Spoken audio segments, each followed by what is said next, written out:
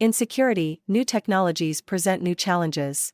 For every new security incident or risk, the right or wrong decision isn't always clear. For example, imagine that you're working as an entry-level security analyst and you have received a high-risk alert. You investigate the alert and discover data has been transferred without authorization. You work diligently to identify who made the transfer and discover it is one of your friends from work. What do? Ethically, as a security professional, your job is to remain unbiased and maintain security and confidentiality. While it's normal to want to protect a friend, regardless of who the user in question may be, your responsibility and obligation is to adhere to the policies and protocols you've been trained to follow. In many cases, security teams are entrusted with greater access to data and information than other employees. Security professionals must respect that privilege and act ethically at all times. Security ethics are guidelines for making appropriate decisions as a security professional. As another example, if you as an analyst have the ability to grant yourself access to payroll data and can give yourself a raise, just because you have access to do so, does that mean you should? The answer is no. You should never abuse the access you've been granted and entrusted with. Let's discuss ethical principles that may raise questions as you navigate solutions for mitigating risks. These are confidentiality, privacy protections, and laws.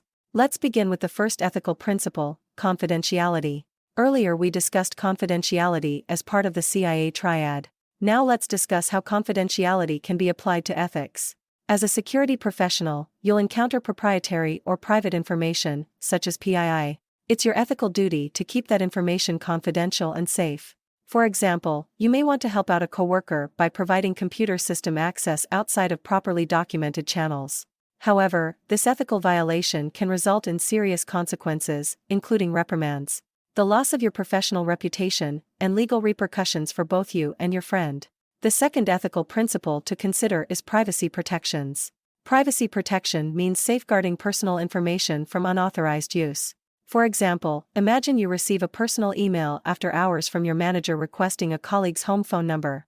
Your manager explains that they can't access the employee database at the moment, but they need to discuss an urgent matter with that person. As a security analyst, your role is to follow the policies and procedures of your company, which in this example, state that employee information is stored in a secure database and should never be accessed or shared in any other format. So, accessing and sharing the employee's personal information would be unethical. In situations like this, it can be difficult to know what to do. So, the best response is to adhere to the policies and procedures set by your organization.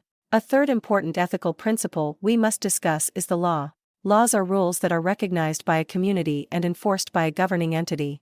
For example, consider a staff member at a hospital who has been trained to handle PII and SPI for compliance. The staff member has files with confidential data that should never be left unsupervised, but the staff member is late for a meeting. Instead of locking the files in a designated area, the files are left on the staff member's desk, unsupervised. Upon the employee's return, the files are missing.